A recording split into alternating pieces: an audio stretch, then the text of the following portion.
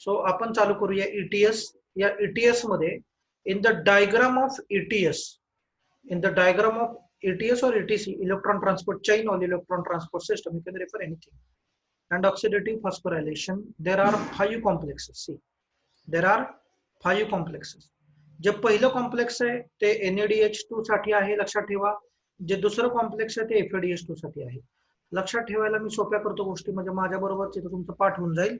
FADH2 साठी आहे, लक्षात ठेवा.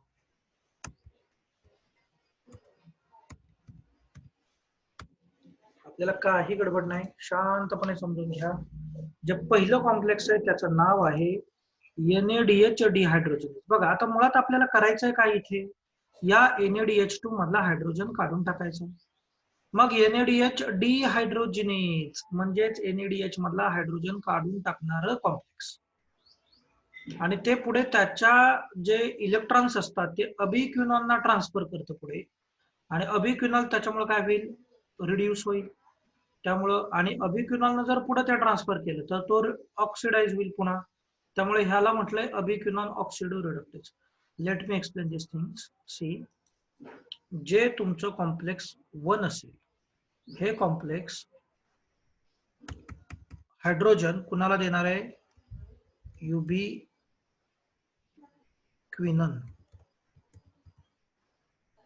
ओके. आता युबिक्विनन after accepting electron will convert into ubiquinol. तुम्ही डिफरन्स समजून घ्या. सो युबिक्विनन च्या इथे, युबिक्विननच्या इथे मी कलर चेंज करून इथे, हा हे बघा, हे रिड्यूस्ड आहे, लक्षात ठेवा. युबिक्विनॉन हे युबिक्विनॉन हे ऑक्सिडाइज्ड आहे, आणि जेव्हा त्याच्या पुढे OL शब्द लागतो तेव्हा ती गोष्ट कशी असते, रिड्यूस असते, हे लक्षात ठेवा. आपण रिड्यूसला ब्लॅक स्टार देऊया इथे. ओके, स्टारचा कलर बदलत नाही बाळांनो, तुम्ही समजून घ्या. एक काम करूया आपण, इथे फक्त रिड्यूस्ड कंपाऊंडलाच स्टार दाखवूया. ओके, सो युबिक्विनॉन हे नॉर्मल आहे. जेव्हा हे H2 ऍक्सेप्ट करेल तेव्हा त्याचं युबिक्विनॉल होईल. ओके, आणि आता युबिक्विनॉल काय करेल बाळांनो, युबिक्विनॉल ते जे काही इलेक्ट्रॉन्स आहेत ते कुणाला देणार आहे, कॉम्प्लेक्स थर्डला देणार आहे. मग कॉम्प्लेक्स थर्डला दिल्यानंतर पुन्हा ते काय होईल, पुन्हा ऑक्सिडाइज होईल. कळतंय? म्हणजे जर तुम्हाला असा क्वेश्चन आला की complex 1 will give electron to, answer is ubiquinone. Ubiquinone now reduce to form ubiquinol. म्हणजे बाळांनो, complex third will receive electrons from option A ubiquinone, option B ubiquinol. What will be the answer?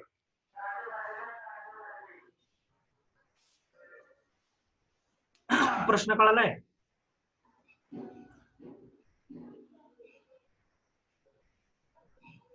बघा, सर्वांनी युबिक्विनॉल शब्द लिहायचा टाळला, आपलं B लिहून टाकलं सगळे. येस, युबिक्विनॉल. ऋतुजा रिप्लाइड युबिक्विनॉल. हा माझ्या दृष्टीनं या वर्षीच्या नीटचा अत्यंत महत्वाचा प्रश्न, कारण फार बारकावा पाहिजे याच्यासाठी. बघा, फर्स्ट देतो कोणाला, ubiquinol, but after accepting that electron ubiquinone will convert into ubiquinol. means the complex third getting electron not from ubiquinon but it is from ubiquinol. That is the difference here. Okay, आता हे तुम्हाला पहिल्या कॉम्प्लेक्सचं नाव इथपर्यंत जरी लक्षात ठेवलं तरी चालेल तुम्ही. ओके, पहिल्या कॉम्प्लेक्सचं नाव कुठपर्यंत ठेवलं तरी चालेल आपल्याला.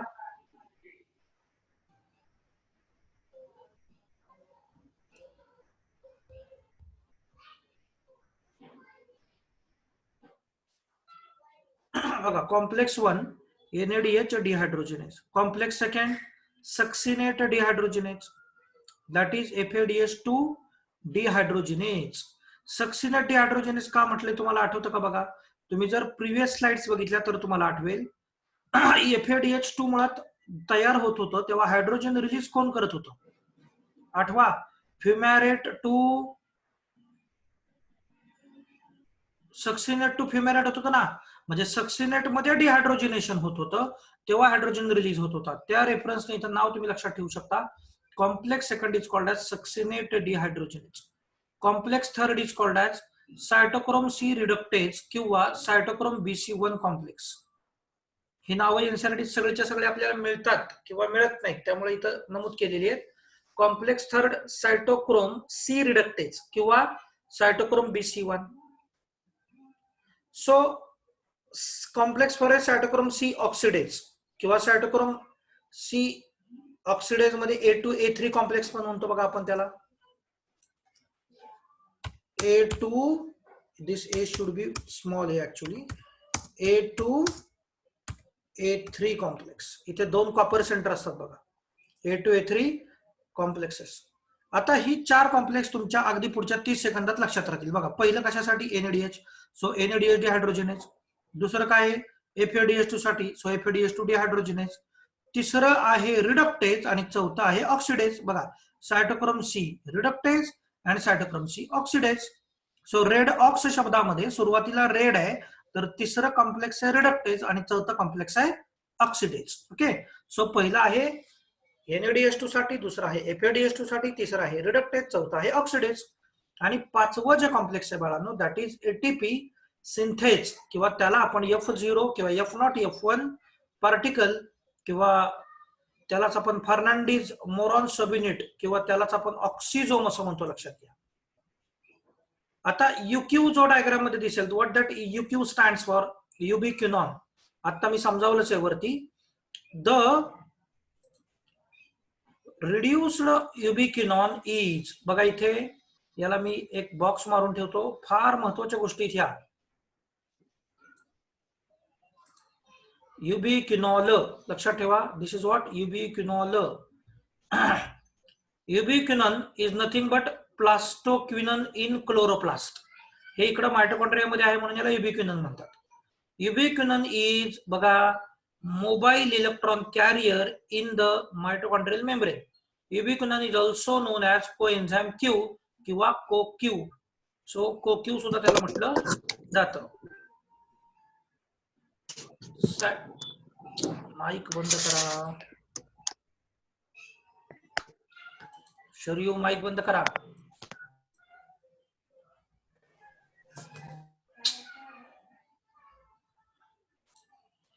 Okay, sorry. So cytochrome C सुद्धा काय आहे, this is also mobile electron carrier present in the outer surface of inner mitochondrial membrane. हा कुठे आहे बाळांनो, outer surface of inner mitochondrial membrane. म्हणजे समजा एक ड्रॉइंग दाखवण्याचा प्रयत्न करतो. समजा ही मेम्ब्रेन असेल, तर एखादी गोष्ट जर इथं असेल तर ती ही लोअर सरफेसला आहे आणि ही कुठे आहे, अप्पर सरफेसला आहे. तर लक्षात ठेवा ही अख्खी चाकी इनर मेम्ब्रेन आहे, त्याच्या ही लोअर सरफेसची गोष्ट आहे आणि ही अप्पर सरफेसची गोष्ट आहे. So that you will not misunderstand. Okay, so cytochrome C कुठे आहे, तर इथे आहे बघा. म्हणजेच कुठे आहे बाळांनो, outer surface of inner mitochondrial membrane. Complex first, second, third and fourth are electron transporters. हे सगळेच इलेक्ट्रॉन ट्रान्सपोर्टर्स आहेत. कॉम्प्लेक्स 1 बघा 1, 2, 3, 4 हे सगळेच इलेक्ट्रॉन ट्रान्सफर करतात ह्यांच्यातून, परंतु प्रोटॉन पंपिंग करण्याची क्षमता म्हणजे एका बाजूकडून दुसऱ्या बाजूकडे प्रोटॉन जे हे आपण टाकणार आहोत, हे टाकण्याची किंवा पाठवण्याची क्षमता फक्त 3च कॉम्प्लेक्सेसकडे. कोणते 3 कॉम्प्लेक्सेस आहेत, first, second, sorry, here is a misconception in this book actually.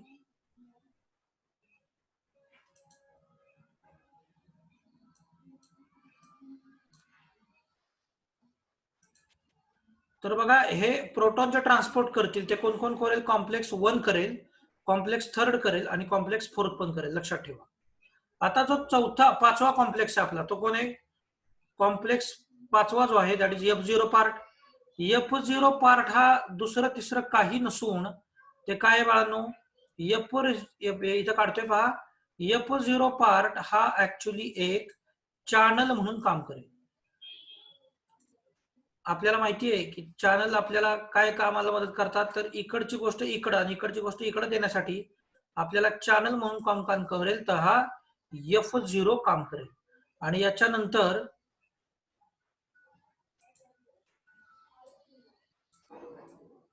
इथं हा जो खालचा पोर्शन आहे, खूप जण डिस्कनेक्ट होतात त्यामुळं सारखं लक्ष इकडे तिकडे होतंय.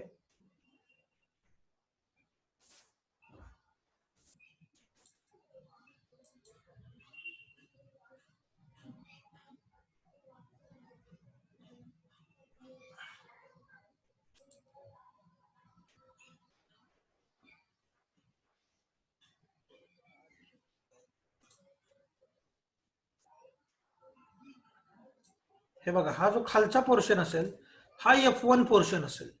म्हणजे आता हायलाइट करतोय बघा, हा जो पोर्शन आहे आतला which is protruded in the inner mitochondrial membrane, this portion is F0 which is acting as a channel.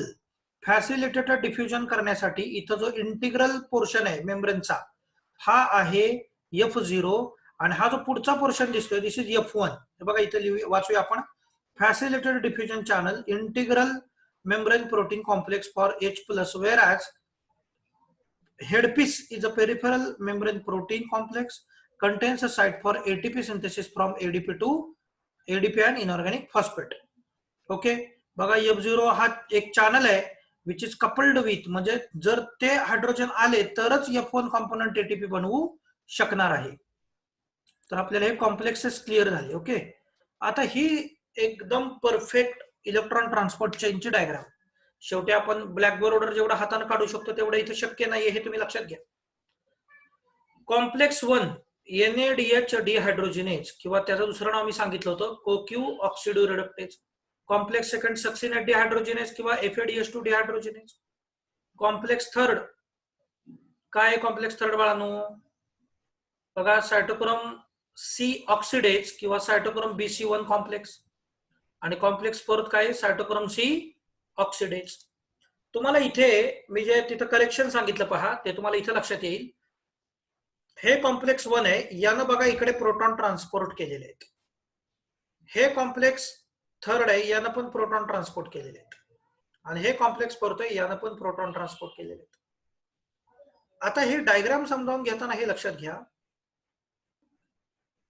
की ही जी आतली बाजू आहे this is mitochondrial matrix. Okay,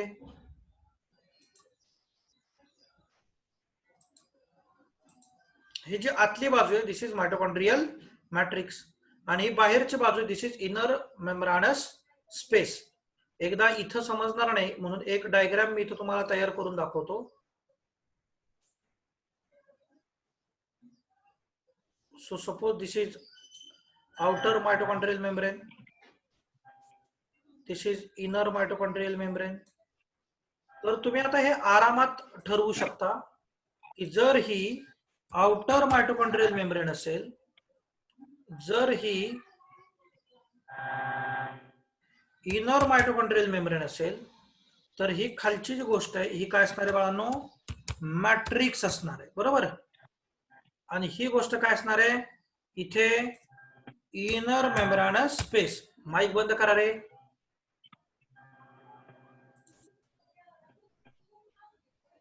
Bhakti Pawar mic बंद करा.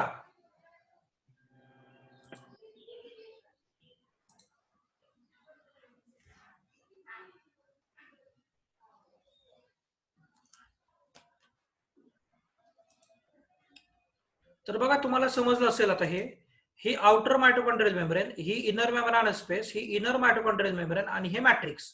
मग आता याच्यावर हे जे कॉम्प्लेक्सेस आहेत ते कसे आहेत कॉम्प्लेक्स बाळांनो, हे एक कॉम्प्लेक्स इथं दिसतंय, इथं हे दुसरं कॉम्प्लेक्स असं आहे, इथं मी एक तिसरं कॉम्प्लेक्स काढलं, हे चौथं कॉम्प्लेक्स आहे आणि इथं आपण एक कन्सिडरेशन साठी एक पाचवं कॉम्प्लेक्स काढूया. सो ही अशी 5 कॉम्प्लेक्सेस आहेत. तर तुम्हाला इथं लक्षात येईल की जे प्रोटॉनचं ट्रान्सपोर्ट होणार आहे ते या पहिल्या कॉम्प्लेक्स मधून इकडं होणार आहे, या तिसऱ्या कॉम्प्लेक्स मधून पण होणार आहे आणि या चौथ्या कॉम्प्लेक्स मधून पण होणार आहे. कळतंय? तर ह्या 3 कॉम्प्लेक्सेस मधून मॅट्रिक्स कडून इनर मेम्ब्रानस स्पेस मध्ये प्रोटॉन अक्युमुलेट होतील. म्हणजे हे जे प्रोटॉन आहेत हे अक्युमुलेट कुठं होणार आहेत बाळांनो, या पोर्शन मध्ये इकडे सगळीकडे प्रोटॉन अक्युमुलेट होणार आहेत. लक्षात घ्या तुम्ही, सगळीकडे इकडे प्रोटॉन अक्युमुलेट होणार आहेत.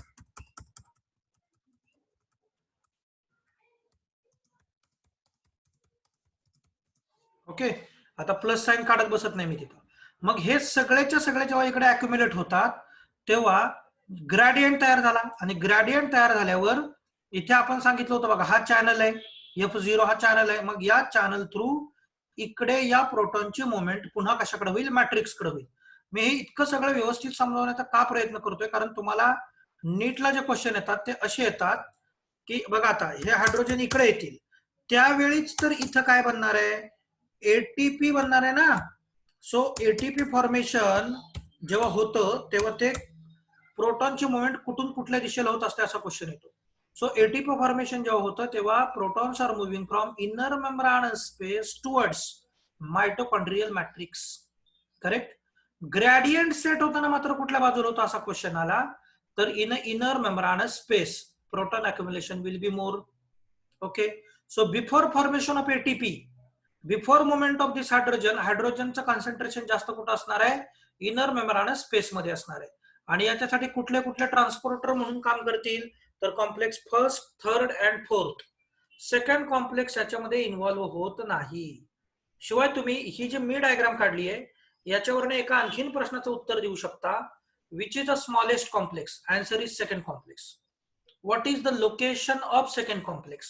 You can see what is the location of second complex. Second complex is not situated on outer membrane. It is situated on inner membrane, inner side. म्हणजे बघा, it is situated to inner side of inner mitochondrial membrane. मग युबिक्विनॉन कुठे आहे बरं बाळांनो? चला मी तुम्हाला युबिक्विनॉनची आणि सायटोक्रोम सी ची पण पोझिशन सांगतो. बघा, तर युबिक्विनॉन इथं कुठंतरी आहे बघा. ओके. आणि सायटोक्रोम सी कुठे आहे, तर सायटोक्रोम सी बाळांनो इथे आहे बघा. आता तुम्हाला हे व्यवस्थित लक्षात येईल. पहा, मी तुम्हाला इलेक्ट्रॉनचा फ्लो पण सांगून देतो आता लगेच इथेच. काय इलेक्ट्रॉनचा फ्लो असणार आहे बघा, पहिल्यापासून कुठे जाणार, हा युबिक्विनॉन कडे. युबिक्विनॉन कडून कोणाकडे जाणार, कॉम्प्लेक्स थर्ड. कॉम्प्लेक्स थर्ड कडून जाणार सायटोक्रोम सी, दिसतोय. सी कडून मग बाळांनो तो इकडे, लक्षात घ्या.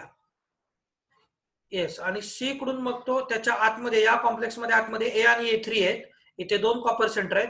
आणि त्याच्यानंतर हे जे इलेक्ट्रॉन येतील ते इथे जिथे येतात तिथे काय असतो आपल्याला सर्वांना माहितीये, तिथे असणार आहे 1/2 ऑफ O2. आणि मग हे जे इलेक्ट्रॉन आहेत हे फायनली कुणी ऍक्सेप्ट केले बाळांनो, तर या इथे डायग्राम मध्ये हे चौथ्या 5व्या कॉम्प्लेक्सच्या पुढे गेले, पण ऍक्च्युअली हे काम कुठे चाललंय, तिसऱ्या कॉम्प्लेक्स मध्ये, चौथ्या कॉम्प्लेक्स मध्ये चाललंय बघा. चौथ्या कॉम्प्लेक्स मधून इथे काय आले, इलेक्ट्रॉन आले which are accepted by 1/2 of O2. Okay. आणि मग इकडचे प्रोटॉन आणि हा 1/2 ऑफ O2 एकत्र येऊन इथंच काय बनतं, मेटाबॉलिक वॉटर बनतं बघा, H2O, and it is nothing but metabolic water. तर आपण आता या इथे जी आपल्याकडे प्रिंटेड डायग्राम आहे त्याच्यात जरा गोष्टी बघूया. लक्ष द्या, हायलायटरकडे लक्ष द्या. बघा, आपल्याकडे हा NaDH2 आहे, हा कुठून आलाय दाखवतायत, either it was from glycolysis, link reaction or citric acid cycle. Okay. So इकडे आला NaDH2. या NaDH2 तून बघा NAD सेपरेट झाला आणि हायड्रोजन सेपरेट झाला. आपल्याला माहिती, एक हायड्रोजन जर स्प्लिट झाला तर आपल्याला काय मिळेल, हे 2 आहेत बाळांनो बघा, NaDH2 आहे ना, तर 2 हायड्रोजन जर आपल्याकडे ब्रेक झाले तर आपल्याला 2 प्रोटॉन आणि 2 इलेक्ट्रॉन मिळतील. म्हणजे बघा, मला काय म्हणायचं आहे, इथे मला शब्द काढायचा आहे 2. बघा NaDH2, त्यामुळे इथं हायड्रोजन सुद्धा किती असतील बाळांनो, 2. त्यामुळे NaDH2 जर स्प्लिट झाले तर आपल्याला काय मिळतील, 2 इलेक्ट्रॉन आणि 2 प्रोटॉन आपल्याला मिळतील. Very good. तर हे जे याच्यातले जे 2 इलेक्ट्रॉन आहेत, सॉरी 2 प्रोटॉन आहेत, ते इकडे ट्रान्सफर झाले बघा.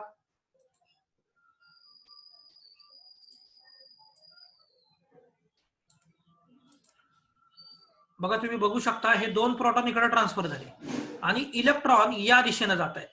स्पॉटलाइट कडे बघा, इलेक्ट्रॉन या दिशेने जात आहेत. म्हणजे बघा, या कॉम्प्लेक्सनं काय केलं, या NaDH2 ला ऑक्सिडाइज केल्यानंतर जे 2 इलेक्ट्रॉन आणि 2 प्रोटॉन मिळाले, यातले इलेक्ट्रॉन इकडे पाठवताना, म्हणजे इलेक्ट्रॉन ट्रान्सफर करताना प्रोटॉन ट्रान्सपोर्ट केलेत कुठून कुठे, मॅट्रिक्स मधून इनर मेम्ब्रेन स्पेस मध्ये. हे बघा इथे दाखवली इनर मेम्ब्रेन स्पेस. येस, तर 2 प्रोटॉन तर या कॉम्प्लेक्सने तिकडे ढकलले.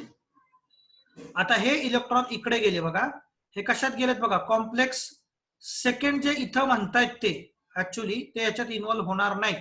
या डायग्राम मध्ये कॉम्प्लेक्स सेकंड मध्ये हे इलेक्ट्रॉन जात नाहीत, लक्षात ठेवा. हे डायरेक्ट कुणाकडे गेले, कोक्यू कडे गेले. कुणाकडे गेले, कोक्यू म्हणजेच युबिक्युनॉन. युबिक्युनॉनचं कन्व्हर्जन कशात होणार बाळांनो, युबिक्युनॉल. आणि युबिक्युनॉल कडून ते कुणाकडे गेले बाळांनो, तिसऱ्या कॉम्प्लेक्स कडे. ओके, तिसरं कॉम्प्लेक्स काय आहे आपलं बाळांनो, सायटोक्रोम रिडक्टेज, सी रिडक्टेज किंवा BC1. तिसऱ्याकडून ते कुणाकडे गेले, चौथ्याकडे. पण चौथ्याकडे जाताना त्या अगोदर कुणाकडे गेले बाळांनो, सायटोक्रोम सी. सायटोक्रोम C2 ते कुठं जातात बाळांनो, मी इथे बघा जरा टेक्स्ट काढतो. सायटोक्रोम मध्ये इथे सुरुवातीला जातात ते ए कडं. Okay, A should be small a, then they will go to the A3. आणि आता A3 कडून ते कुठं जातील बाळांनो, 1/2 ऑफ O2 कडे जातील आणि मग वॉटर मॉलिक्यूल बनतील. म्हणजे जर हा पाथ व्यवस्थित बघितलात तर तुमच्या लक्षात येईल, सायटोक्रोम सी कडून ते कुणाकडे आले, ए कडं, ए कडून आले A3 कडं, आणि A3 कडून आले ते 1/2 ऑफ O2 कडं. ओके, 1/2 ऑफ O2 एक स्टेप इथं दाखवलेली नाही. 1/2 ऑफ O2 कडे इलेक्ट्रॉन आले की त्याला न्यूट्रलाइज करायला प्रोटॉन येतील आणि मग इथं काय म्हणतील, वॉटर मॉलिक्युल्स बनतील. आता जरासं नीट लक्ष द्या, हा जो इथे आपला सेकंड कॉम्प्लेक्स आहे, हा सेकंड कॉम्प्लेक्स या NaDH2 मध्ये इन्व्हॉल्व्ह झाला नाही, परंतु त्याचे स्वतःचे जेव्हा FADH2 च बघा इथे दाखवलंय, FADH2 स्प्लिट होईल तेव्हा पण 2 प्रोटॉन आणि 2 इलेक्ट्रॉन तयार होतील. बट कॉम्प्लेक्स सेकंड हे पुश करू शकत नाही, मी आधीच सांगितलं होतं. मग इकडे इलेक्ट्रॉन गेले. ओके, आता या कॉम्प्लेक्सने इलेक्ट्रॉन ट्रान्सफर करताना इकडे परत 2 प्रोटॉन पाठवले आणि हे 2 प्रोटॉन, म्हणजे बघा नीट लक्ष द्या, काहीही गडबड नाही आपल्याला. मी टेक्स्ट इथं काढतोय थोडस.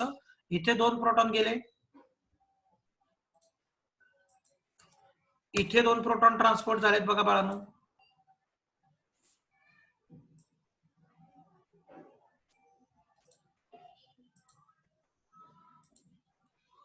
आणि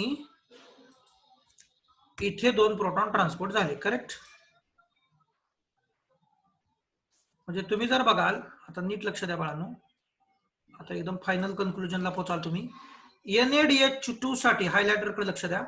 NaDH2 साठी हे 2 प्रोटॉन पंप झाले, प्लस हे 2 प्रोटॉन पंप झाले, आणि प्लस हे 2 प्रोटॉन पंप झाले. म्हणजे कुठले कुठले कॉम्प्लेक्सेस इन्व्हॉल्व झाले, फर्स्ट, थर्ड अँड फोर्थ. म्हणजे NaDH2 साठी टोटल प्रोटॉन किती पंप झाले, 4, सॉरी 6. करेक्ट. बघा 2 अधिक 2 अधिक 2 टोटल 6. आता तुम्ही जर FADH2 साठी बघाल तर इथून FADH2 सुरू झाला ना, तर इथे एक रेषा मारतोय बघा. याच्या अलीकडची गोष्ट इकडची गोष्ट नाहीच आहे ना, फक्त इकडच्याच गोष्टी बघायला लागणार आपल्याला. कारण हे जे पहिलं कॉम्प्लेक्स आहे, which one, this first complex is not going to be involved in the FADH2. FADH2 साठी तर फक्त हा पुढचाच पाथवे एवढाच राहील ना.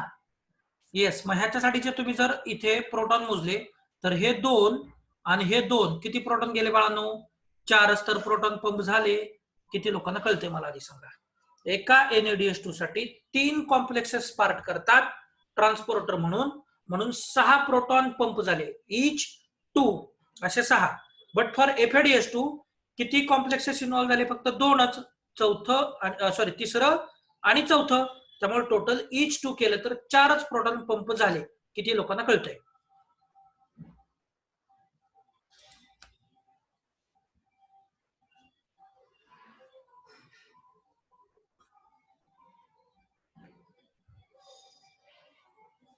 ओके, एक क्वेश्चन विचारतो, मला समजेल तुम्हाला समजतंय की नाही. एक question, for FADH2 oxidation which complexes plays role of transporting proton. FADH2 च्या ऑक्सिडेशनच्या वेळी कोणते 2 कॉम्प्लेक्स, नंबर सांगायचे मला, नंबर, कोणते 2 कॉम्प्लेक्सेस रोल प्ले करतात. Very good, 3 and 4, third and fourth. Very good, म्हणजे तुम्हाला हा कन्सेप्ट कळलाय. If I will ask you same question for NaDH2, then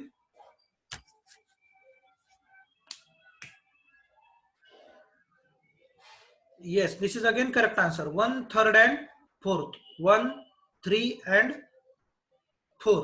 आता एक साधा प्रश्न. Which complex does not play any role in transport of proton, whether it is for NaDH2 or whether it is for FADH2.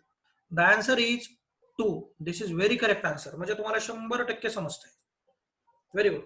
आता तुम्ही जर बघाल बाळांनो, तर तुमच्या लक्षात आलं असेल की एक आपण याला जरा कंटिन्यू करूया. या मेमरीला मी इथे कंटिन्यू करतो पुढे. तर तुम्हाला कळालं असेल की इथे आपले जवळपास 2 protons, 2 protons, 2 protons, 2 protons आणि 2 protons अशा आपली हायड्रोजन आयनची संख्या कुठल्या बाजूला वाढली? आता आपली ती संख्या कुठल्या बाजूला वाढली? उत्तर पाठवा, उत्तर पाठवा लवकर चला.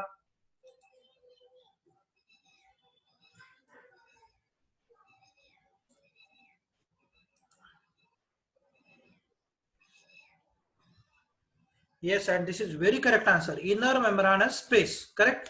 इनर मेम्ब्रेनस स्पेस मध्ये आपली ती संख्या वाढलेली आहे. मग ती संख्या जी वाढली आहे त्याच्यासाठी आता तिथं ग्रेडियंट जो तयार झाला, मग आपल्याला तिथं 100% इथे एक चॅनल द्यावा लागेल, ज्या चॅनलच्या थ्रू हे प्रोटॉन काय होतील बाळांनो? एका दिशेवरून दुसऱ्या दिशेकडे येतील. आणि ते यायलाच पाहिजेत, कारण त्याच्यासाठी, कारण त्याशिवाय ग्रेडियंट ब्रेक होणार नाही. हा ग्रेडियंट तयार झाला, एका बाजूला जास्त आणि एका बाजूला कमी, हा झाला ग्रेडियंट. तर ग्रेडियंट ब्रेक केला पाहिजे आणि त्याच्यासाठी हा चॅनल म्हणून काम करेल. जो चॅनल म्हणून काम करतो बाळांनो, त्या पोर्शनला आपण इथे काय म्हणतो? नेहमी F0. काय म्हणतो आपण त्याला? F0. आणि मग हा F0 पार्ट आहे आणि त्याच्यानंतर इथे हा जो असणार आहे बघा खालचा पोर्शन, हा this portion is nothing but F1 portion. हा जो F1 पोर्शन आहे याच्याकडे तुम्हाला माहिती कुठल्या ॲबिलिटी आहे? एटीपी सिंथेटेज एन्झाइम आहे ही. काय? एटीपी सिंथेटेज म्हणून काम करेल. आणि हे काय करतं मग बाळांनो? जेव्हा हे प्रोटॉनची मुवमेंट इकडनं इकडे होणार त्यावेळी प्रोटॉनची मुवमेंट इकडनं इकडे होणार त्यावेळी प्रोटॉनच्या मुवमेंट मधून जी कायनेटिक एनर्जी आपल्याला मिळते, ती कायनेटिक एनर्जी वापरून एडीपी प्लस इनऑर्गॅनिक फॉस्फेट. बघा इथे आपल्याकडं एडीपी असेल प्लस इनऑर्गॅनिक फॉस्फेट असेल, याचं कन्व्हर्जन एटीपी मध्ये करण्याची क्षमता कुणाची आहे बाळांनो?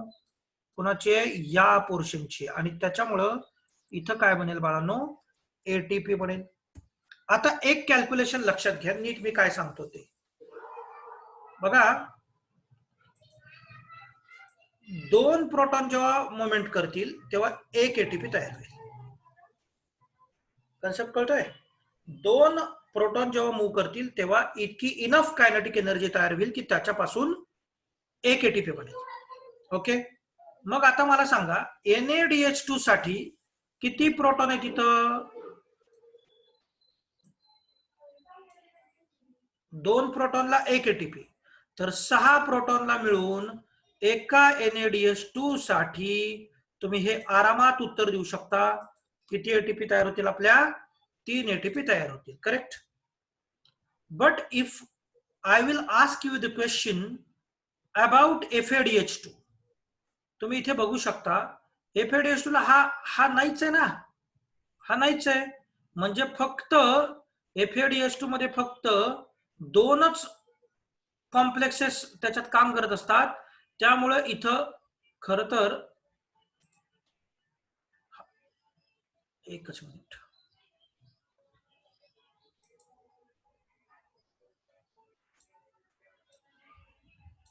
हा तुम्ही आता बघा इथे किती प्रोटॉन राहिले? फक्त FADH2 साठी 4च. त्यामुळे इथं तयार होणारे एटीपी किती तयार होतील तुम्ही आरामात सांगू शकता हे. त्यामुळे तर इथं तयार होणारे एटीपी 2च तयार होतील. एक कॉम्प्लेक्स 1 एटीपी तयार करत असं आपण लक्षात ठेवू शकतो. Because of that, FADH2 produces only 2 ATPs and NADH2 produces 3 ATPs. I think you are cleared with this concept. खरं तर नवीन ज्या काही व्हॅल्यू अपडेट झालेल्या आहेत त्यानुसार याच्यात चेंजेस आहेत, पण एनसीईआरटीने अजून नवीन व्हॅल्यू अपडेट केलेल्या नाहीत. त्यामुळे आपण नवीन व्हॅल्यू अपडेट इथे आत्ता करत नाहीये. नवीन व्हॅल्यू तुम्हाला सांगितल्या तर विनाकारण तुम्ही कन्फ्युज व्हाल, त्यामुळे मी ते तुम्हाला सांगतही नाहीये. ओके, तरी पण तुम्हाला क्युरिओसिटी असेल, तुम्ही 1-2 वर्षानं एक्झाम देणार असाल, आता तुम्ही 11वीला असाल किंवा 10वीला असाल, तर तुम्ही नंतर मला विचारू शकता, कारण कदाचित तोपर्यंत ही व्हॅल्यू एनसीईआरटी मध्ये अपडेट होईल. Okay, so we will move to the next slide. आणि हे जे पाचवं दिसतंय complex F0 F1, this is called the fifth complex. Okay,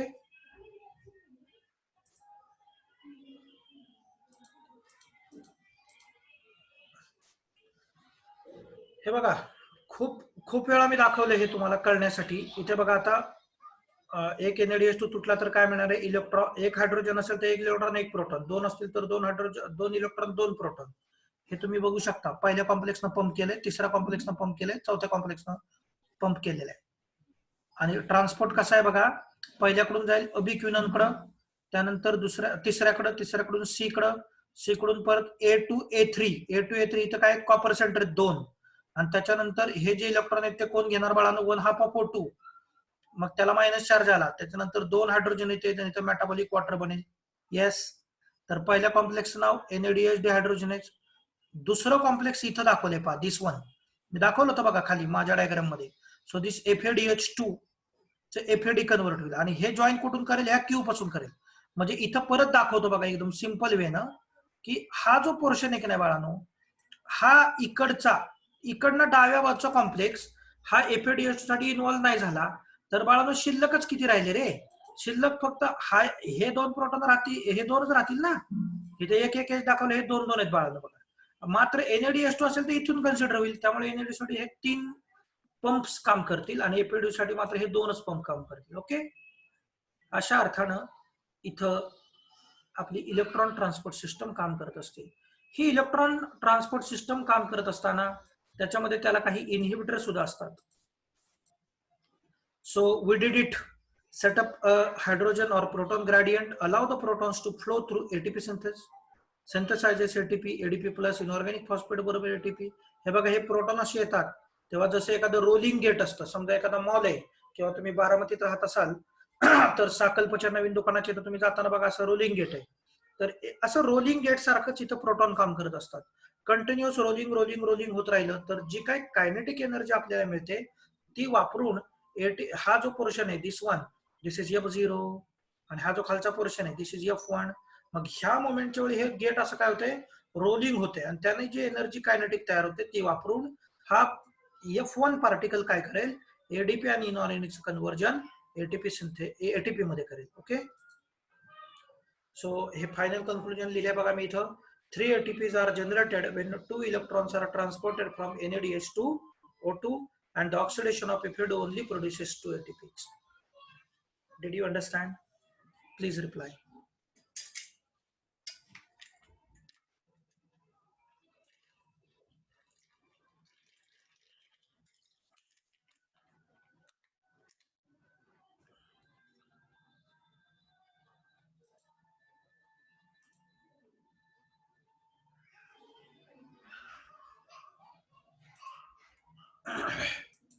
okay, तर एक प्रश्न विचारतो बाळांनो तुम्हाला.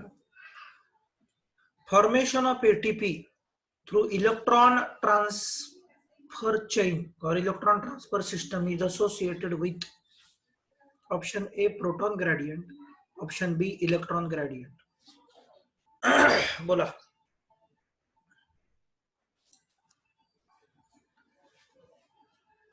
ए काय होतं ऑप्शन? काही जण ए म्हणतात, काही जण प्रोटॉन म्हणतात. हा, A is a proton gradient. Yes, very good, this is very perfect answer. C, electron transport chain जरी असली तरी इथं ग्रेडियंट जो तयार होतो तो प्रोटॉनचा होतो, त्यामुळे हे प्रोटॉन ग्रेडियंटच तर लिहायला पाहिजे. So respiratory enzymes and their inhibitors. Complex 1 आपल्याला माहिती NADH कोक्यू रिडक्टेज. याला कोण कोण इनहिबिट करू शकतं, म्हणजे त्याचं काम कोण कोण थांबवू शकतं?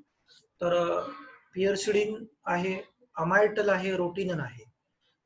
तर कॉम्प्लेक्स 1 ला कोण कोण ब्लॉक करू शकतं, तर हे 3 ब्लॉक करू शकतात. त्यात अमायटल आणि रोटिनन तुम्ही लक्षात ठेवा. उंदराच्या औषधामध्ये रोटिनन वापरतात, जे उंदरामधलं कॉम्प्लेक्स 1 ब्लॉक करेल. यूटीएस जर ब्लॉक झाली तर एनर्जी तयार होणार नाही. एनर्जी तयार नाही झाली तर सेंट्रल नर्वस सिस्टम फेल होते आणि माणसं असू, प्राणी असू, उंदर असू ती मरतात. लक्षात ठेवा. Complex 3 cytochrome C reductase is blocked by antimycin A. बघा रॅट वरनं हे आर तुम्ही लक्षात ठेवू शकता की पहिल्याला काय आर आहे आणि आरओटी फॉर रॅट्स मध्ये तुम्ही कम्पेअर करा ही गोष्ट. सायटोक्रोम 4 दॅट इज सायटोक्रोम ऑक्सिडेज किंवा त्यालाच आपण म्हणतो, फार महत्वाचं मी आता जे सांगणार आहे ते तुम्हाला बराच वेळ झाला मी सांगतोय खरं. सायटोक्रोम A2A3 सायटोक्रोम A2A3 हा जो इलेक्ट्रॉन ट्रान्सपोर्ट होतो हा ब्लॉक करतो कोण बाळांनो, सायनाइड ब्लॉक करतो. बघा आता सायनाइडनं जर कलर चेंज करतोय, सायनाइडनं जर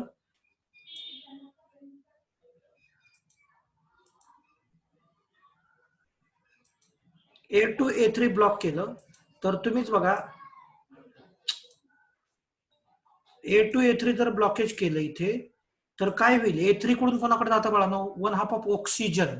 म्हणजे ऑक्सिजन पर्यंत इलेक्ट्रॉन गेलेच नाहीत तर मागचा सगळाच पाथवे थांबेल. करेक्ट. आणि त्यामुळे ईटीएस जर स्टॉप झाली तर आपली परत एकदा तेच आहे, सेंट्रल नर्वस सिस्टम फेल होणार एनर्जी रिलीज झाल्यामुळे, एनर्जी तयार न झाल्यामुळं.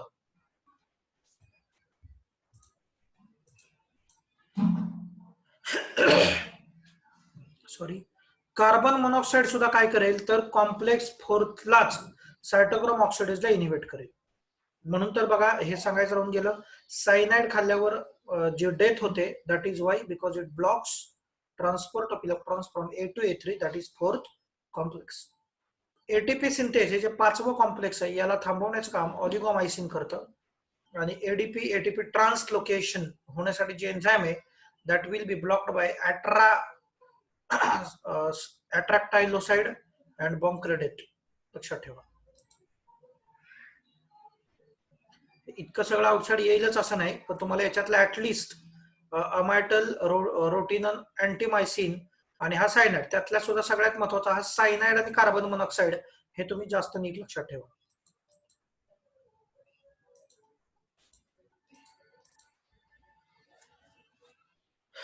जेव्हा स्कॅन करत होतो डायग्राम तेव्हाच ऍक्च्युली याच्यावर चुकून माझ्या 2 वर्षाच्या कन्येनं पाणी सांडलं आणि माझ्याकडे वेळ फार कमी होता त्यामुळे मी हे सुकेपर्यंत थांबू शकलो नाही. तर समजून घ्या, रेस्पिरेटरी क्वोशंट और रेस्पिरेटरी रेशो. आपण चॅप्टरच्या अगदी एंड पोर्शन कडे चाललोय, पण तरी सुद्धा आपल्याला बराच वेळ लागेल. साधारण 11:15 पर्यंत तरी कदाचित वेळ लागू शकतो. डिटेल जाणार आहेत आपण काही गोष्टींमध्ये. So what is respiratory quotient? It is the ratio of volume of CO2 released to the volume of O2 taken in respiration. हे सगळ्या पुस्तकात तुम्ही वाचलंय, पण त्याच्या मागे थिंकिंग बेसिक आता समजून घ्या. व्हॉल्यूम ऑफ CO2 इव्हॉल्ड ही नंतरची गोष्ट आहे. अगोदर काय करायला लागेल बाळांनो, अगोदर आपल्याला ऑक्सिजन सप्लाय द्यावा लागेल. म्हणजे आपण कार्बोहायड्रेट घेतलं, जरा काय पाथवे असतो बघा, आपण कार्बोहायड्रेट घेतलं माउथ मध्ये, करेक्ट, मेकॅनिकल केमिकल डायजेशन झालं, 30% स्टार्च डायजेस्ट झालं, स्टमक मध्ये गेलं, डुओडेनम मध्ये गेलं, डायजेशन झाल्यानंतर ते ऍब्सॉर्ब झालं.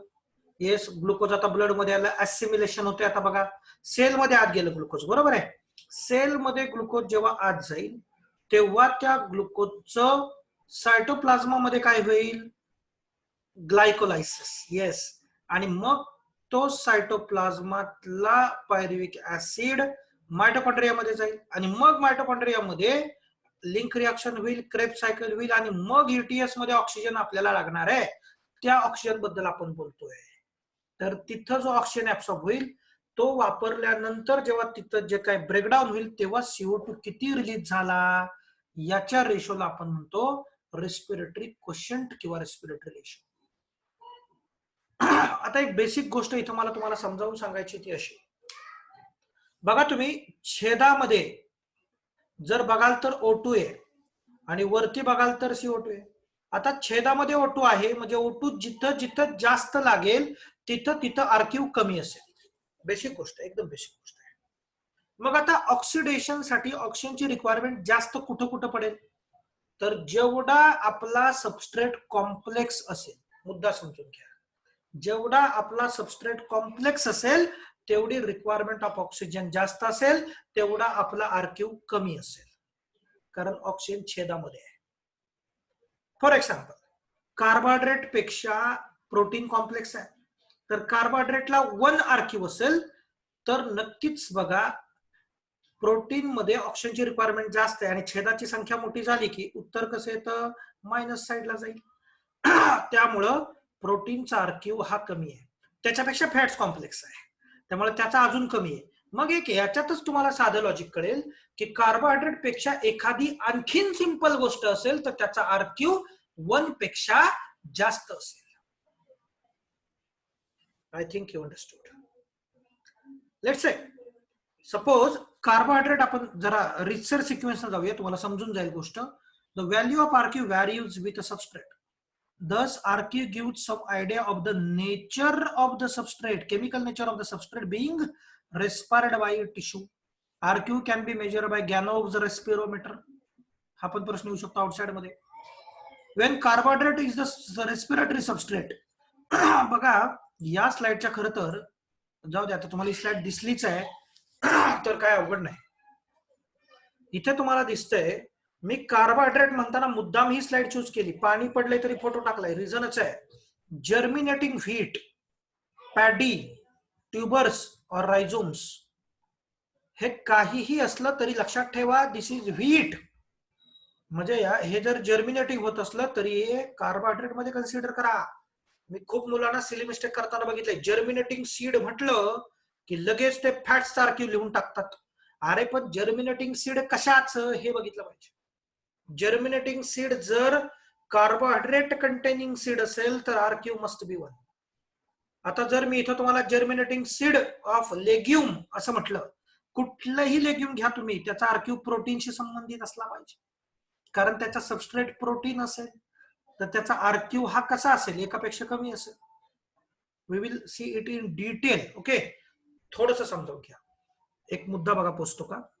समजा कार्बोहायड्रेट म्हणजे आपण ग्लुकोज पासून चालू करू आणि ग्लुकोजचा आरक्यू आपण इथं बघा, ग्लुकोजला ऑक्सिडाइज करण्यासाठी 6च ऑक्सिजन लागतात आणि कार्बन डायऑक्साईड सुद्धा 6च रिलीज होतात, त्यामुळे त्याचा आरक्यू 1 आहे, दॅट इज युनिटी. मग आता बघा ग्लुकोज पेक्षा काहीतरी गोष्टी तुटत तुटत तुटत पायरुविक ऍसिड बनलं, पायरुविक ऍसिडचं अजून ऑक्सिडेशन झाल्यावर ऍसिटिल कोए बनलं, त्याचं ऑक्सिडेशन अजून झाल्यावर तर मॅलिक ऍसिड बनेल ना, पुढे पुढे पुढे पुढे, मग ऑक्झॅलो ऍसिटिक ऍसिड बनेल. म्हणजे एक गोष्ट नक्की की ग्लुकोज पेक्षा ही जी पुढची ऍसिड्स आहेत, ऑर्गेनिक ऍसिड्स, ही जास्त सिंपल आहेत कारण ती तुटल्यानंतर बनलेली आहेत. मग ही जितकी जास्त सिंपल तितका आरक्यू जास्त, आणि गोष्ट जितकी कॉम्प्लेक्स तितका आरक्यू कमी. हे बेसिक गोष्ट तुमच्या लक्षात असली पाहिजे.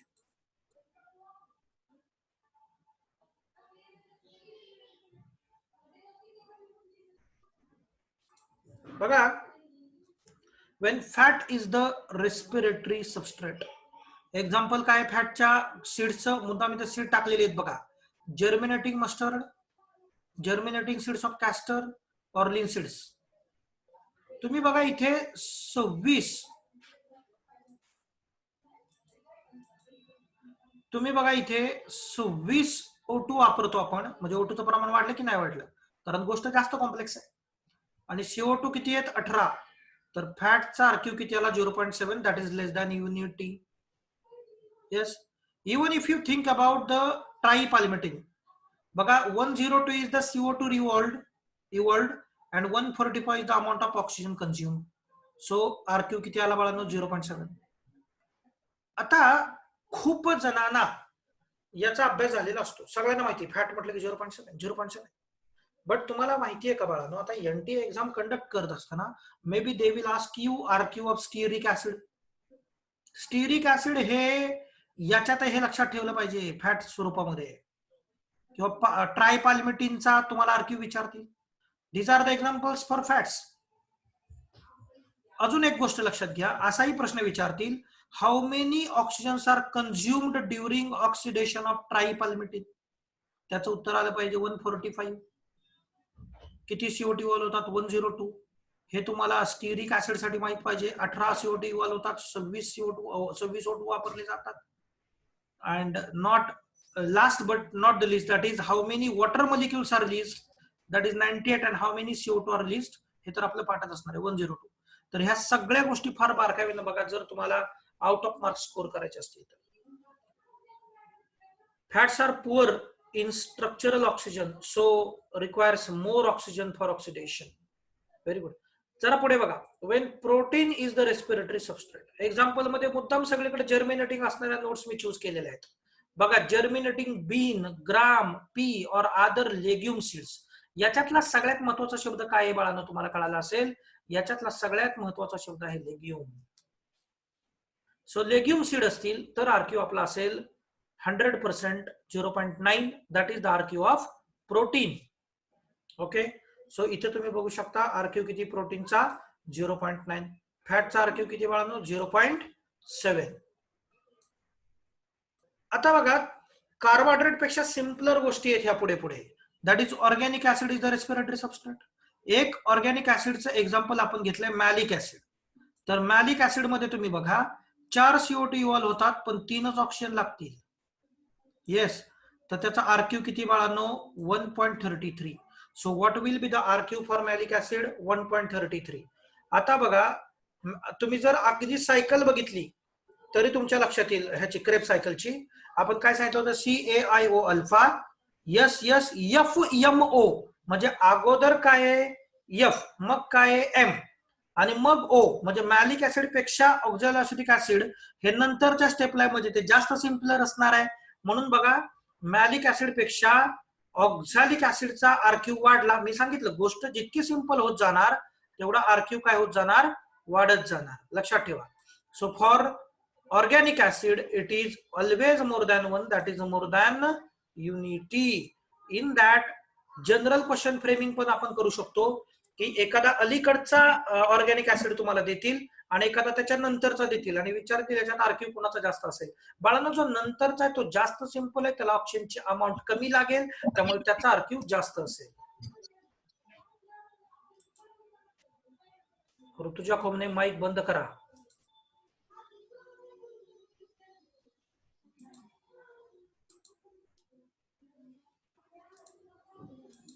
ऋतुजा खोमने माईक बंद करा.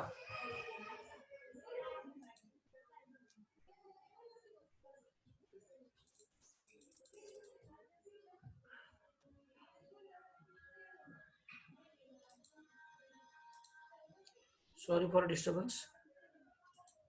Okay, so organic acid is rich structural oxygen as compared. ठीक आहे, वाक्याचं काय फार इथं आता आपल्याला महत्व नाहीये.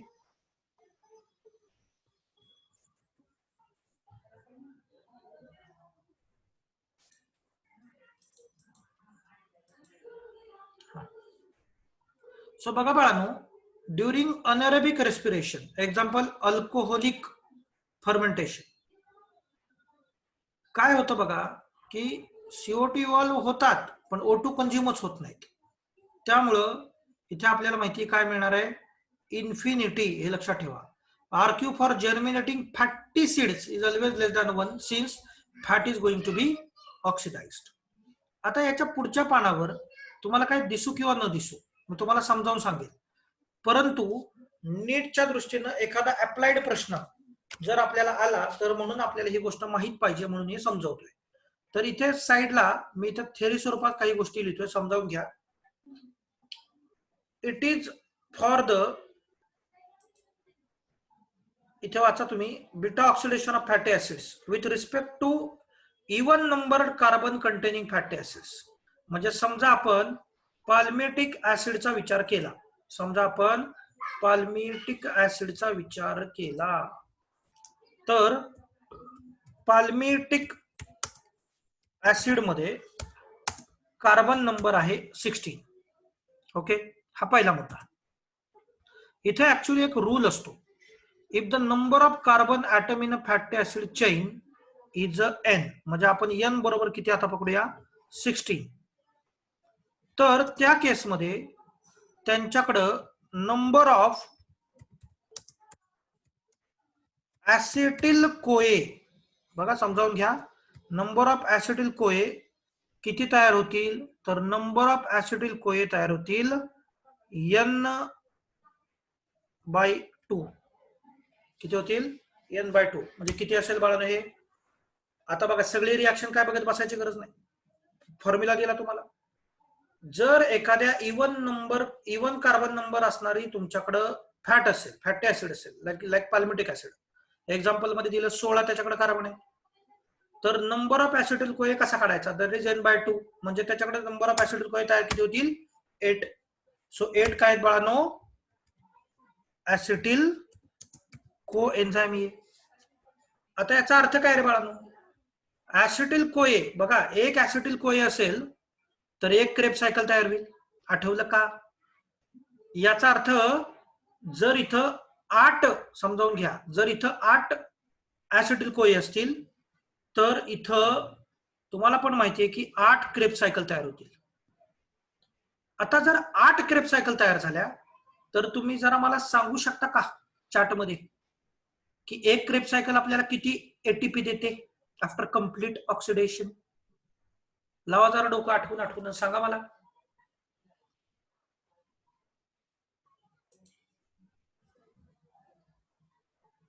Very good Sudarshan, correct answer. Swamini correct answer, Abhi correct answer, Saurabh Moholkar correct answer, Trupti correct answer, Anushka Pawar correct answer, Mayur Shitole correct answer, Preeti correct answer. सगळ्यांचं उत्तर बरोबर आहे. 12 देते, बरोबर की नाही? म्हणजे 8 ऍसिटिल कोएला आपण जर मल्टिप्लाय बाय 12 केलं तर आपल्याला माहिती, आपल्याला व्हॅल्यू इथे किती मिळेल, 96 एटीपी. करेक्ट. बरं, पण फक्त ऍसिटिल कोएच तयार होतात असं कुणी सांगितलं? दुसरा रूल समजून घ्या. कुठलंही असं फॅटी ऍसिड ज्याचा कार्बन नंबर इवन आहे त्याच्यात फॅटी ऍसिटिल कोए किती तयार होतात, जेवढा कार्बन नंबर आहे डिवाइड बाय 2. बर, मग FADH2 किती तयार होतात? FADH2 चा रूल आहे n मायनस 1/2.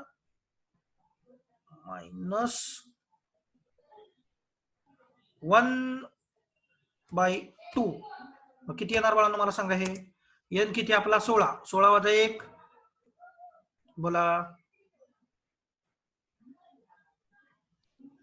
सॉरी, हा ही व्हॅल्यू किती येणार बाळांनो आपली, 7 येणार ना. 16/2 बरोबर 8 वजा 1 दॅट इज 7.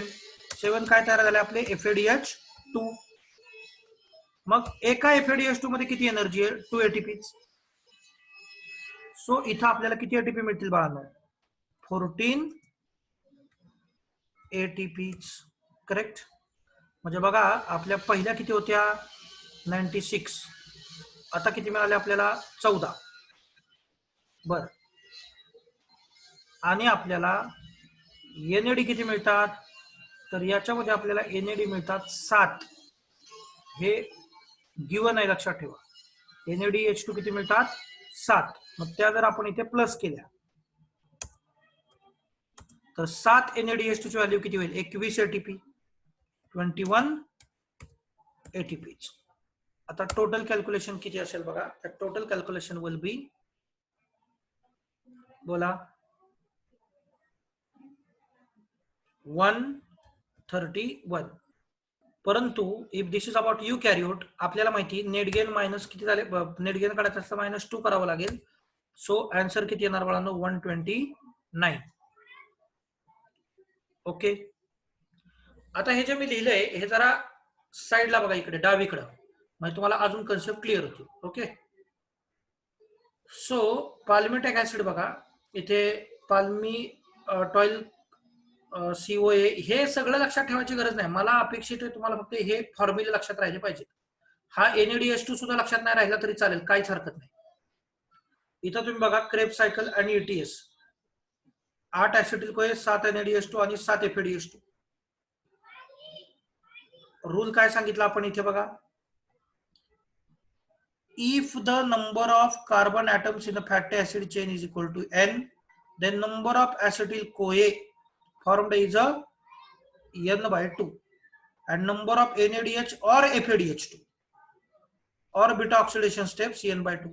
मग 7च NaDH2 आणि 7च FeDH2 बनतील. मग आपल्याला ही जी काय व्हॅल्यू मिळाली ही आपण अशी कॅल्क्युलेट केली. तुम्हाला जर याच्या ऐवजी कुठलंही ऍसिड आता जर अभ्यासाला विचारण्यात आलं, शक्यतो असे प्रश्न येणार नाहीत, पण आउट ऑफच्या दृष्टीने जेव्हा आपण प्रयत्न करत असतो तेव्हा गोष्टी राहायला नको म्हणून आपण हे बघतोय. जर एखादं 18 कार्बन असणारा आता जर फॅटी ऍसिड मिळालं आणि मी एकच प्रश्न विचारतो, हाऊ मेनी ऍसिटिल कोए and how many NaDH2 will be formed, tell me the answer.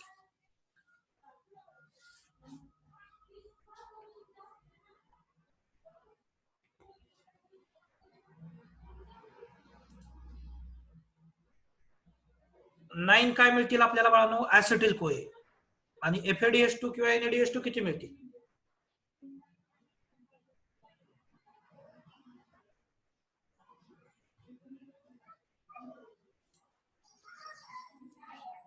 (18 divided by 2 minus 1) and the answer is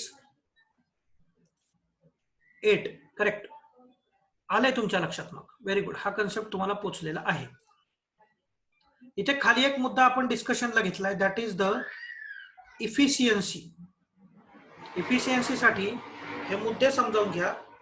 previously एक अझम्पशन असं होतं की एक ATP आपल्याला 7 from 1 molecule of ATP it was considered as 7.3 kilocalorie एवढी energy येते. But that is now wrong. Actually आता प्रत्येक पुस्तकामध्ये हे अपडेट आले, 1 ATP gives us 8.15 kilo calorie energy. Okay, हा एक महत्वाचा बदल.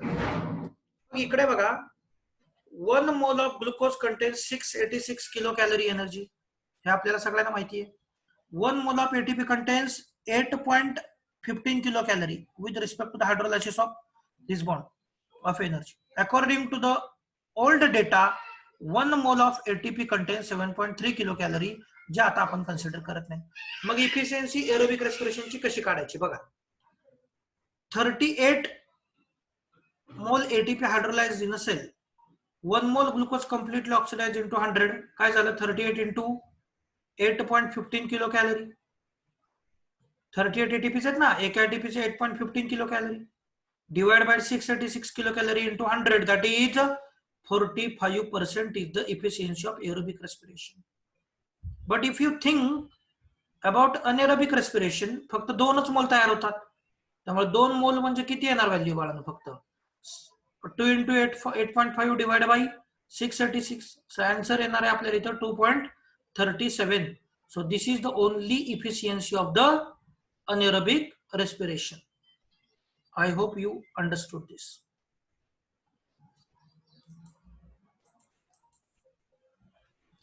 So this is very simple and end part of the chapter, that is fermentation.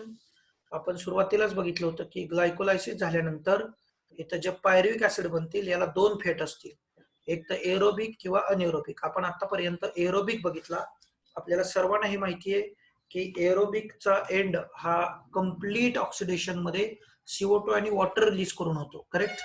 कुठेही तुम्हाला प्रश्न आला की कंप्लीट ऑक्सिडेशनचे एंड प्रोडक्ट काय, तर लक्षात ठेवा CO2 H2O आणि 686 किलो कॅलरी हे त्याचं प्रोडक्ट असेल, लक्षात ठेवा. तर आता आपण अनएरोबिक रेस्पिरेशन बघतोय. म्हणजे ही गोष्ट कधी होणार आहे? जर ऑक्सिजन अवेलेबल नसेल पायरुविक ऍसिड नंतर तरच. So in a fermentation, the incomplete oxidation of glucose takes place under anaerobic condition by sets of reactions where pyruvic acid is converted into compounds like CO2, ethyl alcohol or lactic acid. बघा, हा जो pyruvic acid आहे ह्याला 2 फेट आहेत. एक आहे lactic acid fermentation आणि दुसरा आहे ethyl alcohol fermentation, that is alcohol fermentation. तुम्हाला एक गोष्ट मला इथं नजरेत आणून द्यायची आहे ज्याच्यावर प्रश्न फ्रेम होतात, ती म्हणजे you can see carbon dioxide released here. बघा, लॅक्टिक ऍसिड फर्मेंटेशन मध्ये कुठेही इथं तुम्हाला CO2 रिलीज झालेला दिसणार नाही. So in lactic acid fermentation decarboxylation is not the step. Decarboxylation is absent. But in alcohol fermentation decarboxylation is there. आणि म्हणून तर idlis and breads make puffy because of this CO2 release. Okay, आपण एक एक बघूया. So 2 important steps of fermentation are described here. Lactic acid fermentation. Lactate dehydrogenase enzyme he reaction कॅटलाइज करेल. 2 पायरिक ऍसिडचे molecule आहेत. आपल्याला जे माहिती की ग्लायकोलायसिसचा एंड प्रोडक्ट आहे.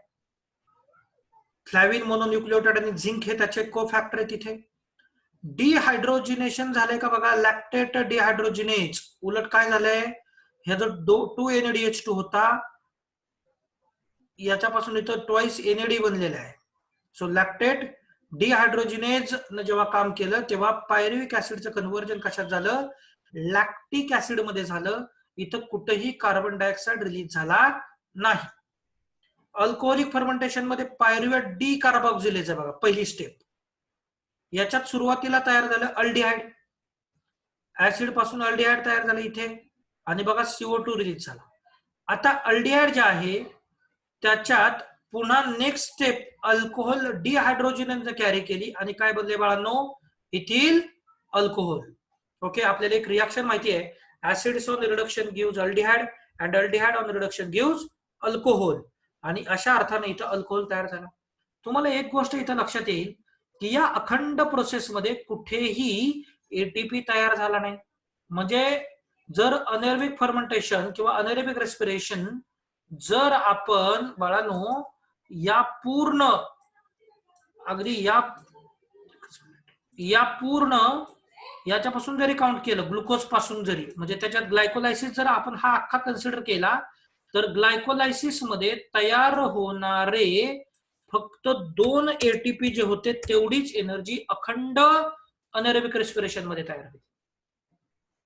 म्हणजे एरोबिक रेस्पिरेशन मध्ये 38 ATPs तयार होतील आणि अनएरोबिक रेस्पिरेशन मध्ये फक्त 2च ATP तयार होतील. मग जर क्वेश्चन तुम्हाला आला की किती पट, तर 19 पट ATPs या एरोबिक रेस्पिरेशन मध्ये अनएरोबिकच्या कंपॅरिझन मध्ये जास्त तयार होतात. 19 पट तयार होतात, हे तुम्ही लक्षात घ्या.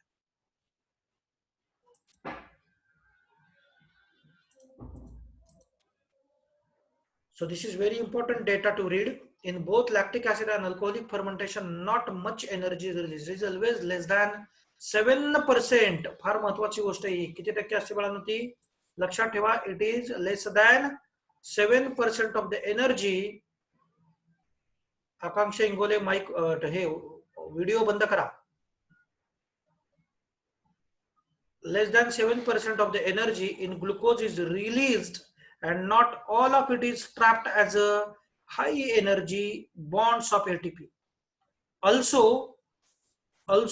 the process are hazardous. कारण काय आहे, एकतर ऍसिड बनतंय किंवा अल्कोहोल बनतंय. आता ऍसिड बनतंय तर बाळांनो कुठलं बनतंय, ऍसिड बनतंय लॅक्टिक ऍसिड. आणि आपल्याला माहिती आहे लॅक्टिक ऍसिड मुळे आपल्याकडे काय येतात बाळांनो, क्रॅम्प्स येतात. ओके, म्हणजे पायरिक ऍसिड पासून लॅक्टिक ऍसिड बनलं तर क्रॅम्प येतील. But you know our heart and brain are cramp free, fatigue free. मग याचा अर्थ त्याच्याकडं लॅक्टिक ऍसिड बनत नाही का, नाही, बनतं बट अक्युमुलेट होत नाही. म्हणून आपल्या हार्ट आणि ब्रेन इकडे क्रॅम्प्स येत नाहीत, because heart and brain are having some enzymes which immediately convert lactic acid back into pyric acid. म्हणजे बनत नाही का, तर नाही, बनतं बट अक्युमुलेट होऊ दिलं जात नाही. It is immediately converted back into pyruvic acid. Okay, because of that our heart is fatigue free.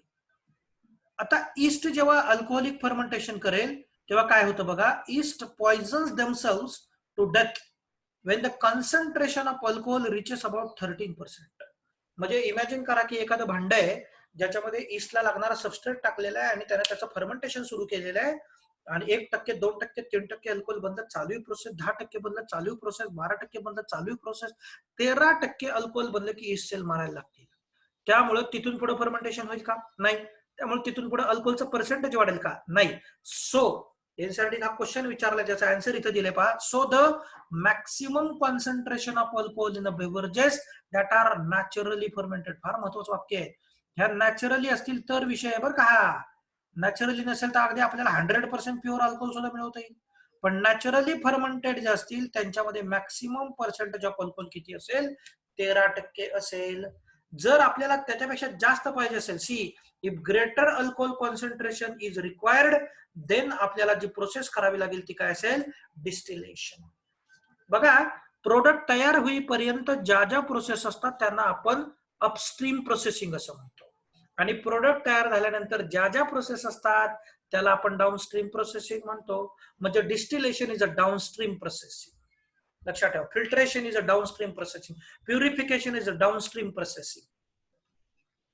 For each molecule of glucose during fermentation there is a net gain of only 2 ATPs. Okay, there is only 2 ATPs. So this is the end of slide and this is end of topic. So it is only 11:34 and our topic is completed. तर मी एकच question तुम्हाला इथे विचारतो आणि त्याचं discussion आपण थोडंसं करूया. Only one question. If reaction is started with glucose, condition समजावून घ्या. Reaction is started with glucose, 2 pyruvic acids are formed, but if only one pyruvic acid continues the reaction after complete oxidation,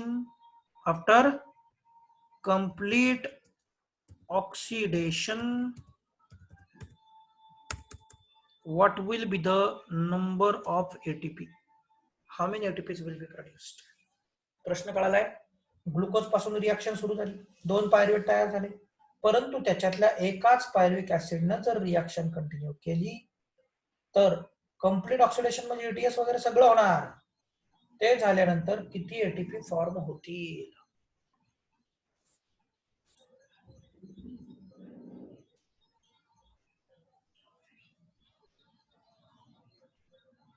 Rutuja is replying 23, Sudarshan is replying 23.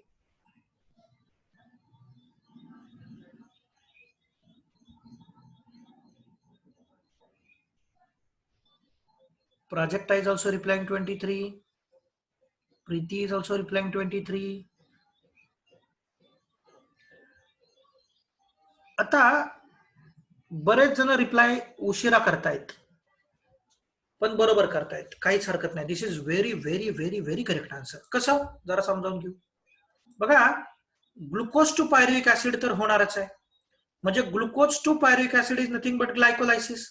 तर glycolysis मध्ये आपल्याला किती ATP मिळतील? 8. हे कसं? आठवा, सबस्ट्रेट लेवल फॉस्फोरायलेशनच्या 2 आणि 2 NADH2 पासून मिळणाऱ्या 6 अशा ग्लायकोलायसिसच्या 8. याचा सरळ अर्थ असा आहे की जे 2 पायरुविक ऍसिड तुम्हाला दिसत आहेत, इथून पुढे लिंक रिएक्शन बघा, लिहूनच काढतो सगळं. चला, लिंक रिएक्शन मध्ये किती? 2 NADH2 तयार होणार, म्हणजे तिथं किती ATP मिळणार? 6 ATP मिळतील. करेक्ट. आणि क्रेब सायकल मध्ये तुम्हाला आठवत असेल तर 24 ATP मिळत होत्या. Yes or no? याचा अर्थ जरा असा समजावून घ्या, मी फोडून सांगतो. बघा, आपण अर्धा पाथवे चालवला, कुठून पुढे? ग्लायकोलायसिसच्या पुढे, म्हणजे 8 ATP तर येणारच येणार. पण ज्या लिंकच्या 6 होत्या तिथे आता किती तयार होतील? 3 तयार होतील ना. आणि क्रेपच्या ज्या 24 होत्या तिथं 12च होतील. आणि 12 आणि 3 15 आणि हा 8 38, 8 23. करेक्ट. म्हणून आन्सर किती झाला? 23. किंवा अजून एक सोपी गोष्ट तुम्ही समजू शकत होता की आपल्याला माहिती आहे की ग्लायकोलायसिस मध्ये 8 होतात आणि नंतर 30 होतात. तर दॅट 30 डिवाइड बाय 2 करा. 15 प्लस 8, आन्सर इज 23. किती लोकांना कळलंय? ज्यांनी आता उत्तर दिलं नव्हतं त्यांना कळलंय का सांगा?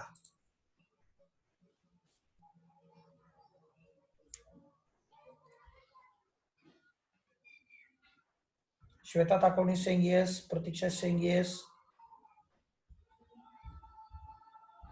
Very good, very good.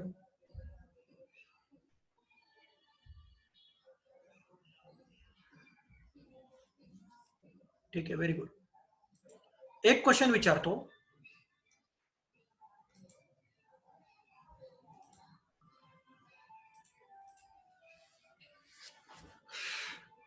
One acetyl CoA gives us how many ATP after complete oxidation? बोला.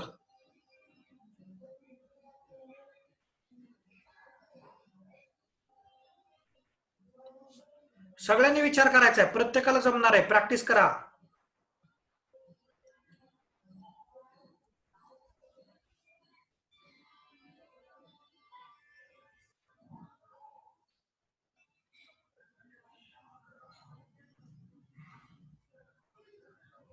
येस, मुस्कान, साक्षी, राजनंदिनी, सगळ्यांचं उत्तर बरोबर आहे. 12. कारण एक ऍसिटिल कोए म्हणजेच एक Kreb cycle. This is a trick here. आणि एक क्रेब सायकल किती देते आपल्याला एटीपी बाळांनो? 12. Very good. आता एक काम करू आपण बरं का. हा, मी तुम्हाला एक प्रश्न विचारला होता जाताना. हा, तुम्ही काय आठवण नाही करून दिली मला. 180 ग्रॅम, आठवलं का? 180 gram of glucose after complete oxidation gives us how many ATPs? That is my question. So everybody is replying 38. अरे एक ग्लुकोज 38 देतो ना.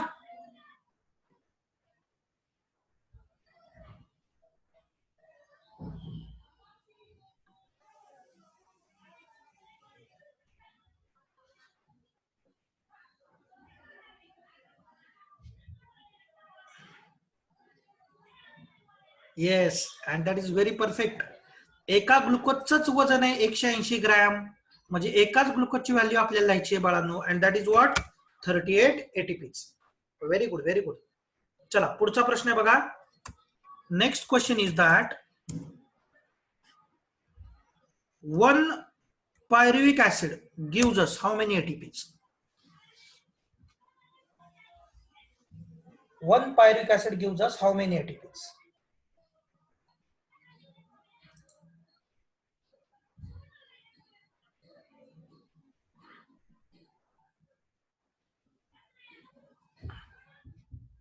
तेवीस कसे येणार बाळा Swamini? Yes, Rutuja correct answer. 15. आता ग्लायकोलायसिस चार्ट मायनस करा ना बाळांनो त्याच्यातून तुम्ही. Very good, very good. बघा, एका पायरुविक ऍसिड पासून पुढे एक लिंक रिएक्शनच्या वाढतील ना 3. क्रेबचे 12 आणि लिंकचे 3. बरोबर, आन्सर इज 15. ओके, अजून एक क्वेश्चन आपण फ्रेम करूया. 1, नीट समजावून घ्या. एक मिनिट, हे सगळं डिलीट करूया. 1 maltose through Krebs cycle after complete oxidation gives us how many ATPs? विचार प्रॉपरली करा. कितीही टफ क्वेश्चन आला तरी तुम्हाला नीट मध्ये चुकणार नाही जर आता विचार केला एकदा तर.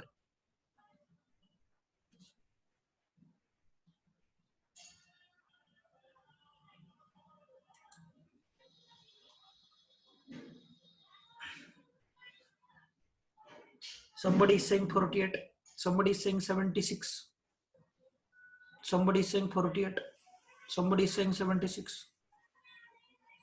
आता एक साधा विचार करा. एक क्रेब सायकल किती देते? 12. 2 किती देणार? 24. मग एका ग्लुकोज साठी 24, तर माल्टोज म्हणजे 2 ग्लुकोज ना. So what should be the answer? करा, रिकरेक्ट करा आपापली उत्तर.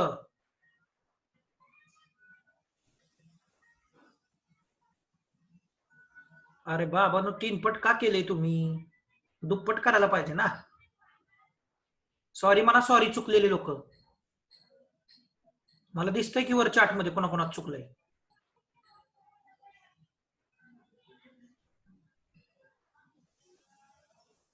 मग एवढी गडबड कशाला करताय?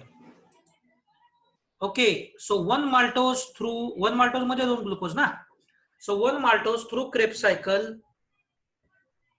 आता जरा उत्तर द्या बरं. At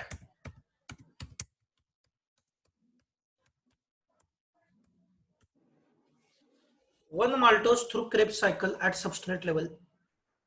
1 maltose through Krebs cycle at substrate level.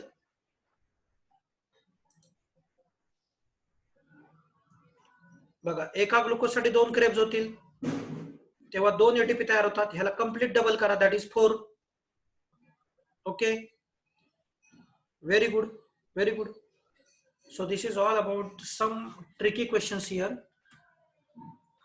आज आपण इथं थांबूया. आय होप तुम्हाला लेक्चर आवडलं असेल, कळलं असेल, आणि मला नक्कीच खात्री आहे तुम्ही एवढा जरी अभ्यास व्यवस्थित केला तर नीटला येणारा प्रत्येक प्रश्न तुम्ही इथे अटेम्प्ट करू शकता.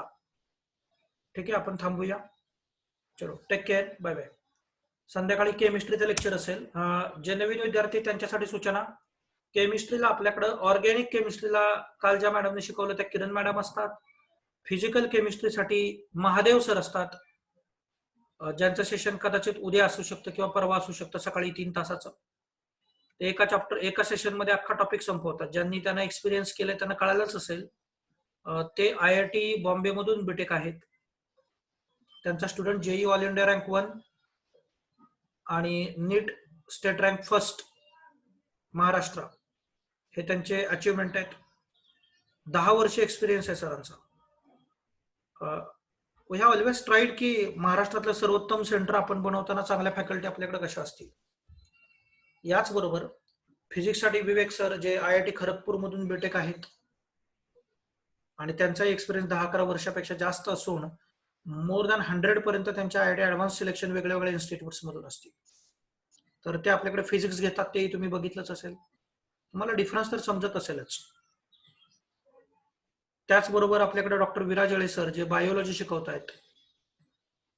MSc PhD, एकदम तरुण वयात PhD अचीव्ह केली सरांनी. एन्झाईम मध्ये PhD आहेत सर, आणि नेट सारख्या परीक्षेमध्ये ते ऑल इंडिया रँक 55 आहेत. त्यांच्याबरोबर थोडंफार बायोलॉजी मी पण शिकवतो. तर अशी आमची टीम नवीन 11वीला सुद्धा इथं ही पूर्ण टीम असेल. 10वीतून 11वीला जाणारे तुमच्या कॉन्टॅक्टमधील बारामती परिसरातील किंवा जे बारामतीत शिफ्ट होऊ शकतात असे काही विद्यार्थी असतील, चांगले विद्यार्थी, कारण आम्ही 60च विद्यार्थी निवडतोय. ऑलरेडी 20 ऍडमिशन्स आम्ही स्वीकारलेली आहेत. ऍडमिशन घेताना नक्कीच एक क्रायटेरिया ठेवलाय की सिन्सिअर मुलं असली पाहिजेत. पूर्ण बारामतीमध्ये कुणाचीही फीस नसेल एवढी कमी फीस आपण चार्ज करतोय, कारण फीस पेक्षा जास्तीत जास्त मुलांना लातूर, कोटा सारखं एज्युकेशन कमीत कमी फी मध्ये आपल्याच गावात बारामतीमध्ये मिळावं यासाठी आपण खरं तर हे इन्स्टिट्यूट सुरू केलेलं आहे. ऑलरेडी 11वी सुरू झाली आणि 2-2 टॉपिक संपलेले आहेत, फिजिक्स, केमिस्ट्री, बायोलॉजी. नवीन आलेल्या विद्यार्थ्यांना आपण ते रिवाइज करणार आहोत, पण खूप पुढे जर सिलेबस गेला तर सगळं रिवाइज करणं शक्य नसतं. तर होप तुमचा ट्रस्ट अकॅडमीवरचा असाच राहू द्या. भरपूर अभ्यास करा, भरपूर मेहनत करा, आणि तुमच्या कानातला इयरफोन तुमच्या स्टेथोस्कोप मध्ये बदलण्याचं आमचं स्वप्न आम्हाला पूर्ण करण्याची तुम्ही संधी देताय, त्याबद्दल मी तुमचा आभारी. आपण थांबूया.